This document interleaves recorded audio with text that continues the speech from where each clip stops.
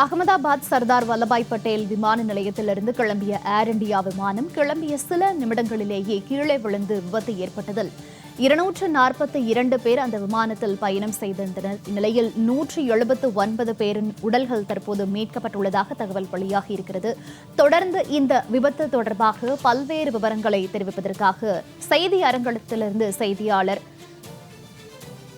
நித்யானந்தன் இணைகிறார். தொடர்ந்து நித்யானந்தன், இனி அரங்கம் உங்களுடையது.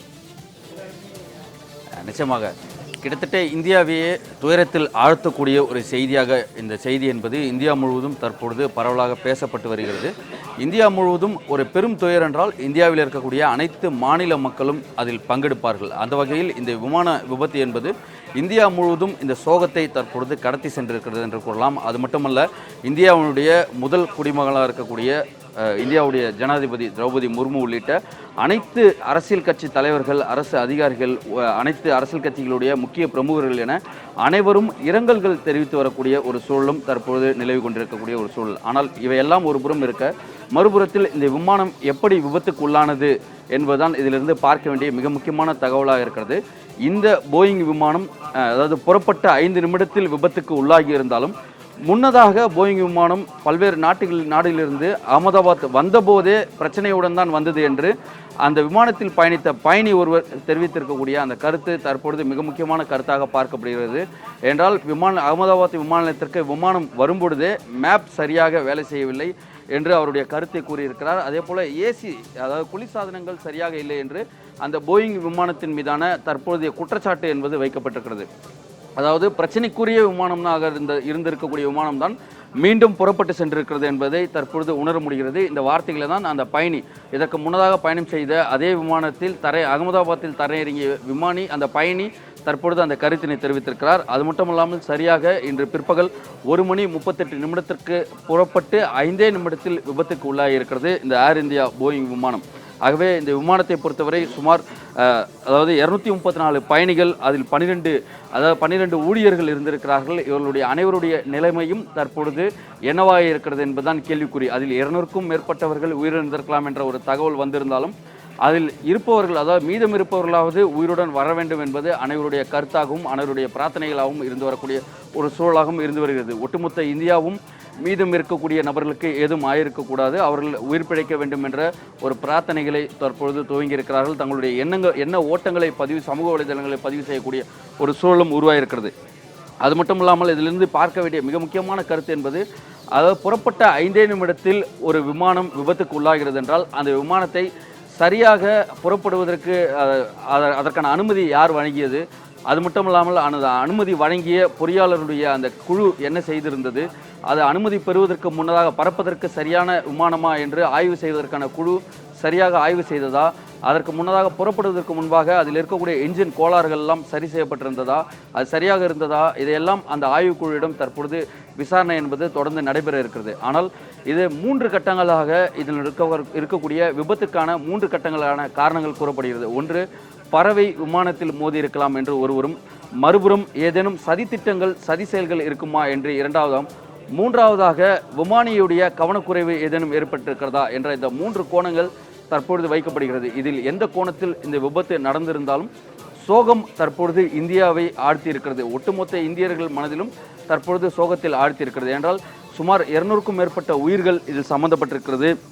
இதில் மிக குறிப்பாக கூற வேண்டும் என்றால் 169 இந்தியர்கள் பயணம் செய்திருக்கிறார்கள், 53 பிரிட்டன் பயணிகள் பயணம் செய்திருக்கிறார்கள். அதே போல கனடா நாட்டை சார்ந்தவர்கள் 7 பேரும், போர்ச்சுகீஸ் நாட்டை சார்ந்த ஒருவரும் பயணம் செய்திருக்கிறார்கள். ஒட்டுமொத்தமாக 242 பேர் இதில் பயணம் செய்திருக்கிறார்கள். இதில் பயணம் செய்த ஒவ்வொரு பயணியுடைய அந்த பாதுகாப்பையும் பாதுகாப்பாக கொண்டு செல்ல வேண்டிய அந்த பயணத்துடைய கட்டுப்பாட்டும் அந்த பைலட்டுடைய கையில் இருந்திருக்கிறது.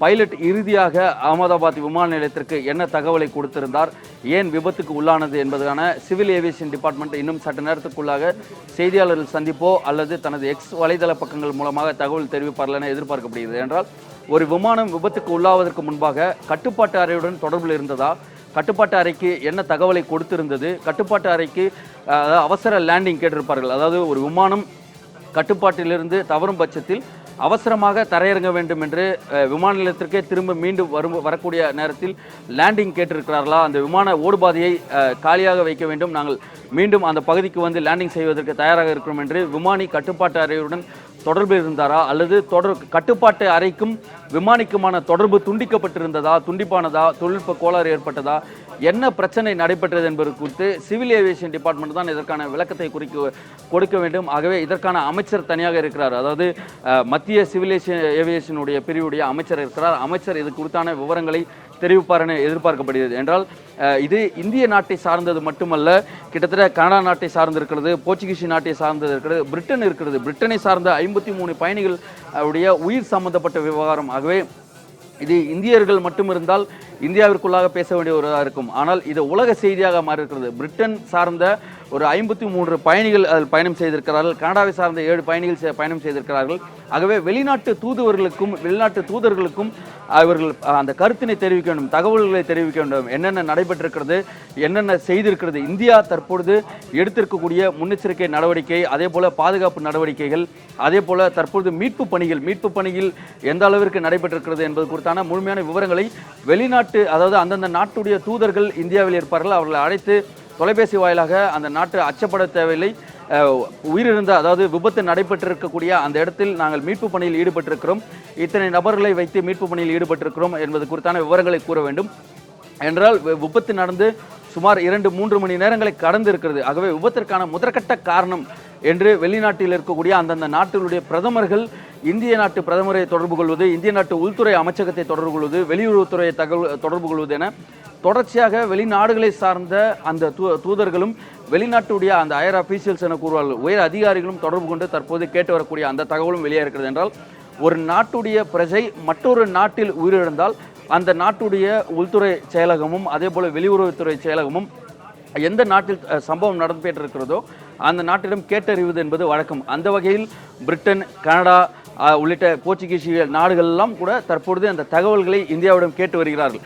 எப்படி விமான விபத்து நடைபெற்றிருக்கிறது, அதாவது சதி திட்டங்கள் ஏதேனும் அரங்கேற்றப்பட்டிருக்கிறதா, அல்லது உண்மையாகவே விமானம் விபத்து, அதாவது தொழில்நுட்ப கோளாறால் விபத்து ஏற்பட்டிருக்கிறதா, இல்லை என்ன காரணத்தினால் இந்த விபத்து முதற்கட்டமாக நடைபெற்றிருக்கிறது என்ற தகவலை கேட்டறிந்து கொண்டிருக்கிறார்கள்.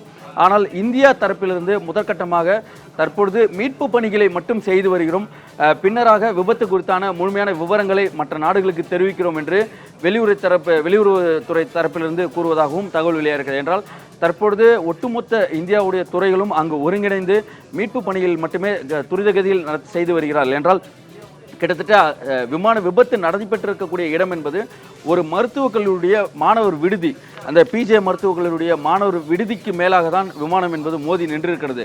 ஆகவே மருத்துவக் கல்லூரியிலிருந்து இந்த சத்தத்தை கேட்டவுடன் கட்டிடம் கொலாப்ஸ் ஆகிறதா, அதாவது கட்டிடம் இடிந்து விடுகிறதா என்ற அச்சத்துடன் மாணவர்கள் வெளியேறி இருக்கிறார்கள்.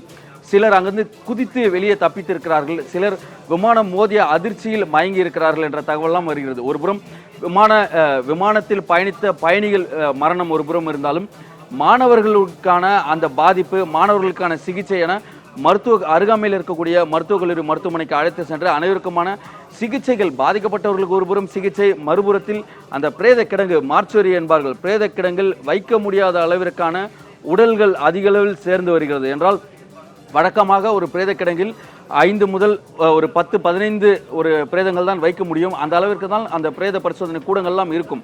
என்றால் தினந்தோறும் ஒரு 2 to 4 நபர்களுக்கு தான் பிரேத பரிசோதனை நடைபெறும். மரணங்கள் ஒரு 10-15 தான் இருக்கும். ஆனால் அந்த அளவிற்கு தான் அந்த பிரேத கூடங்கள் இருக்கும். ஆனால் தற்போது நடைபெற்றிருக்கக்கூடிய விபத்தில் சுமார் 170 to 200 நபர்கள் வரை பலியாகி இருக்கக்கூடும் என்ற தகவலும் வெளியாகிறது. இவ்வாறாக பார்க்கும்பொழுது அந்த பிரேத கூடங்களே அதிகளவில் தற்பொழுது பிரேதங்கள் அடுக்கி வைக்கக்கூடிய ஒரு இடமாக மாறி இருக்கிறது. அந்த இடம் என்பது பார்க்க முடியாத ஒரு சூழலுக்கு கண்ணீரும் கம்பளமாக அந்த மருத்துவமனை ஊழியர்களே பார்க்கக்கூடிய அந்த காட்சிகளால் நம்மால் பார்க்க முடியும். ஒட்டுமொத்தமாக கூற வேண்டும் என்றால் இதுவரை அந்த பகுதியில் நடைபெறாத ஒரு சம்பவம் என்பது அரங்கேறிருக்கிறது.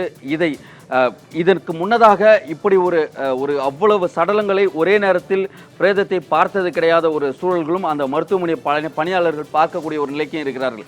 ஆகவே யார் யாருடைய உடல்கள் அங்கு இருக்கிறது என்று தெரியாமல் அடையாளம் காண முடியாத அளவிற்கான பிரேதங்களும் அங்கு வைக்கப்பட்டு கொண்டிருக்கிறது. ஆகவே ஒட்டுமொத்தமாக கூற வேண்டும் என்றால் இந்த விமான விபத்தை தொடர்ந்து ஒருபுறம் சிகிச்சைகள் வழங்கப்படுகிறது, மறுபுறத்தில் மீட்பு பணிகள் மறுபுறத்தில் பிரேத கூடங்களில் பிரேதங்களை அடுக்கி வைப்பது என 3 பணிகளும் நடைபெற்று வந்தாலும் மறுபுறத்தில் வெளிநாட்டவர்கள் அந்த விமானத்தில் இருந்திருக்கிறார்கள். இந்தியாவுக்கு வந்த சுற்றுலா பயணிகள், இவர்கள் பெரும்பான்மையானவர்கள் இந்தியாவுக்கு வந்த சுற்றுலா பயணிகளாக இருக்கிறார்கள். இப்படி சுற்றுலாவிற்கு வந்தவர்கள் இங்கே மரணமடைந்திருக்கிறார்கள் என்ற தகவலை கேட்டால் மற்ற நாடுகளை பொறுத்தவரை இந்தியாவிற்கான அந்த சுற்றுலாவிற்கு ஒரு குறிப்பிட்ட காலம் வரை செல்ல வேண்டாம் என்று அறிவுறுத்துவார்கள். அதே போல பாதுகாப்பாக விமான பயணங்கள் இருக்க வேண்டும், அதை இந்திய அரசு உறுதி செய்ய வேண்டும்.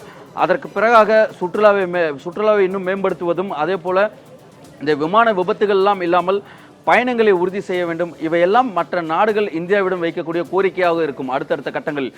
இதையெல்லாம் கடந்து மிக முக்கியமானது இந்த விமான விபத்து எப்படி நடந்தது, இந்த விமான விபத்திற்கான காரணம் என்ன என்ற NIA என்பார்கள், நேஷனல் இன்வெஸ்டிகேஷன் ஏஜென்சி, அதாவது தேசிய புலனாய்வு முகமை அந்த இடத்தில் தற்பொழுது அவர்களை எந்த அடிப்படையில் இந்த விபத்து நடைபெற்றிருக்கும், ஏதேனும் சதி திட்டங்கள் இருக்கிறதா, சதி செயல்கள் இருக்கிறதா, அதாவது பகல்காம் தாக்குதல் நடைபெற்ற ஒரு சில மாதங்களுக்குள்ளாகவே, அதாவது ஒரு சில நாட்களுக்குள்ளாகவே என்று கூறலாம், கிட்டத்தட்ட ஒரு 40-50 நாட்களுக்குள்ளாகவே மீண்டும் ஒரு சம்பவம் இதுபோல நடைபெற்றிருப்பதால் ஏதேனும் வெளிநாட்டு சதி திட்டங்களோ அல்லது தீவிரவாதிகளோட சதி செயல்களோ ஏதேனும் இருக்கிறதா என்ற கோணத்தில் ஒருபுறம் NIA விசாரணையும், மறுபுறத்தில் ஏதேனும் தாக்குதல்கள் நடைபெற்றிருக்கிறதா, அதாவது கீழிருந்து துப்பாக்கி சூடு ஏதேனும் நடைபெற்றிருக்கிறதா, அதாவது வழக்கமாக கூறுவார்கள் ஒரு லேசர் லைட் மூலமாக விமானியை திசை திருப்ப முடியும் என்பார்கள். குழந்தைகள் விளையாடக்கூடிய ஒரு லேசர் லைட் விமானம் தரையிறங்கும் பொழுது நேரடியாக அந்த விமானத்தினுடைய கண்ணாடி முன்புறத்தில் அடிக்கும் பொழுது விமானியுடைய திசை மாறி விமானியை திசை திருப்பி ஓடுதளத்தில் இறங்க வேண்டிய, ஓடுபாதையில் இறங்க வேண்டிய அந்த விமானம் என்பது ஓடுபாதையில் இறக்க முடியாமல், தரையிறக்க முடியாமல் மீண்டும் பறந்து ஒரு 5 நிமிடம் 10 நிமிடம் மேலே வட்டமடித்ததுக்கு பிறகாக விமான நிலையத்திற்கு அந்த தகவலை கூறுவார்கள். தகவலை கூறியதுக்கு பிறகாக யார் எந்த இடத்திலிருந்து அந்த லேசர் லைட்டை ஒலிக்கிறார்கள் என்பதை பார்த்து அதை தடை செய்ததுக்கு பிறகாக மீண்டும் தரையிறங்கக்கூடிய செயல்கள்லாம் இருக்கிறது. இது வேறெங்கும் அல்ல, சென்னை விமான நிலையத்திலே இப்படி ஒரு சம்பவம் அரங்கேறி இந்த லேசர் லைட் அடிப்பதெல்லாம் நிறுத்த வேண்டும் என்று சிவில் ஏவியேஷன் பிரிவு முன்னதாக அறிவித்திருக்கிறார்கள் ஒரு சில ஆண்டுகளுக்கு முன்பாக. ஆகவே இதுபோல வேறு ஏதேனும் லைட்டுகள் வைத்து விமானியை திசை திருப்பியிருக்கிறார்களா, விமானம் எதன் காரணமாக புறப்பட்ட சில மணி துளிகளுக்குள்ளாக, அதாவது நிமிடங்களுக்குள்ளாக விபத்துக்கு உள்ளானது என்பது குறித்தெல்லாம் NIA விசாரணை ஒருபுறம் அவர்கள் தற்பொழுது துவங்கிவிட்டார்கள். NIA தான் முதல் கட்டமாக இதுபோல ரயில் விபத்து, பொதுமக்கள் பயணிகள் அதிக அளவில் பாதிக்கக்கூடிய அளவிற்கு ஏதேனும் அசம்பாவிதம் சம்பவங்கள் நடைபெற்றால் உடனடியாக அந்த பகுதிக்கு சென்று தங்களுடைய விசாரணையை துவங்குவது என்பது உள்ளூரில் இருக்கக்கூடிய காவல்துறையினர் இருப்பார்கள். ஆனால் அதற்கு அடுத்தபடியாக NIA அந்த பகுதிக்கு செல்வது என்பது வழக்கம். அதுபோல NIA அவர்களுடைய விசாரணையை துவங்கி இருக்கிறார்கள். NIA ஒருபுறம் விசாரணை துவங்கி இருந்தாலும் அடுத்த கட்டமாக ஒருபுறம் இந்த தேசிய பேரிடர் மீட்பு படையினர் அந்த பிரேதங்கள் அதே போல உயிரோடு இருப்பவர்களை மருத்துவமனைக்கு அடுத்து சிகிச்சை வழங்குவது என அவர்கள் ஒருபுறம் மீட்பு பணி, மறுபுறத்தில் வெளியுறவுத்துறையை பொறுத்தவரை மற்ற நாடுகளுக்கு தகவல்களை கூறுவது, தற்பொழுது மீட்பு பணியில் எத்தனை நபர்கள் ஈடுபடுத்தப்பட்டிருக்கிறோம், மருத்துவமனையில் சிகிச்சை பெறுபவர்கள் யார் யார், எத்தனை பேர் தற்பொழுது உயிருடன் இருக்கிறார்கள், எந்தெந்த நாடுகளை சார்ந்தவர்கள் உயிருடன் இருக்கிறார்கள் என்பது குறித்தான தகவல்களை வெளியுறவுத்துறை, இந்திய வெளியுறவுத்துறையுடைய அமைச்சராக இருக்கக்கூடிய ஜெய்சங்கர் மற்ற நாடுகளுடன் தற்பொழுது பேசுவதற்காக அந்த அவருடைய பணிகள் எல்லாம் துவங்கி இருக்கிறார். ஆகவே மற்ற நாடுகளுக்கு கொடுக்கக்கூடிய தகவல் என தொடர்ச்சியாக இந்தியா பரபரப்பானது மட்டுமல்லாமல் இந்த விபத்தினால் உலகமே தற்பொழுது இந்தியாவை திரும்பி பார்க்கக்கூடிய ஒரு நிலைக்கு மாறி இருக்கிறது. என்றால் இந்த விபத்து என்பது ஒரு சாதாரண விபத்தாக இல்லை, ஒரு ரயில் விபத்தோ, ஒரு பேருந்து விபத்தோ, ஒரு காரில் சென்றவர்கள் விபத்தோ அல்ல, ஒரு விமான விபத்து. விமான விபத்தில் என்பதால் கிட்டத்தட்ட உலகமே திரும்பி பார்க்கக்கூடிய ஒரு, அதாவது வேர்ல்டு நியூஸ் என்பார்கள், உலக செய்தி என்பார்கள். அது மட்டும் இல்லாமல் உலகத்திற்கே ஒரு துயர செய்தி என்பார்கள். விமானத்தில் பறந்து கொண்டிருந்த அப்பாவி பயணிகள் உயிரிழந்திருக்கிறார்கள். அடுத்த நொடி உயிரிழக்கப் போகிறோம் என்று தெரியாமல் பயணம் செய்த அந்த பயணிகள் உயிரிழந்திருக்கிறார்கள். இந்த பயணிகளுடன் சேர்ந்து 2 குழந்தைகளும் அதில் பயணம் செய்ததாக கூறப்படுகிறது. ஆகவே எத்தனை நபர்கள் இதில் பயணம் செய்திருந்தாலும் தொடர்ச்சியாக அந்த பாதுகாப்பு பணி ஒருபுறம் அந்த பகுதியில் பலப்படுத்தப்பட்டிருக்கிறது. மறுபுறத்தில் மீட்பு பணி, ஒருபுறம் மருத்துவமனையில் சிகிச்சை, பிரேத கூடத்தில் அதிக அளவில் பிரேதங்கள், மறுபுறம் NIA விசாரணை, உலக தலைவர்கள் முதல் உள்ளூர் தலைவர்கள் வரை இரங்கல் செய்தி என இந்த அகமதாபாத் விமான விபத்து என்பது உலகத்தையே திரும்பி பார்க்க வைத்திருக்கிறது. மிகப்பெரிய துயர செய்தியாக இருந்தாலும் கருப்பு பெட்டியை அடுத்த ஆய்வு செய்தால் மட்டுமே விமான நிலையத்திற்கும் விமானிக்குமான அந்த தொடர்பு என்னவாக இருக்கிறது, இறுதியாக என்ன பேசினார்கள் என்பது குறித்தான முழு விவரம் அந்த கருப்பு பெட்டியில் தான் இருக்கும். நாளை காலை அது குறித்தான தகவல் வெளியாகும் என எதிர்பார்க்கப்படுகிறது. பிளாக் பாக்ஸ் என்பார்கள், அதில் தான் இறுதியாக என்ன பேசினார்கள் என்பதற்கான அந்த ரெக்கார்டு, அந்த ஆடியோ இருக்கும். அதை வைத்து பார்த்தால் தான் தெரியும் என்பது மிக முக்கியமான கருத்தாக இருக்கிறது. விமான விபத்து நடந்தது முதல் தற்போது வரை அகமதாபாத்தில் என்ன மாதிரியான ஒரு சூழல் காணப்படுகிறது, என்னென்ன விஷயங்கள் தற்போது நடந்து கொண்டிருக்கிறது என்பது பற்றிய பல்வேறு விவரங்களை செய்தி அரங்கத்திலிருந்து நேரலையில் வழங்கியமைக்கு நன்றி நித்யானந்தம்.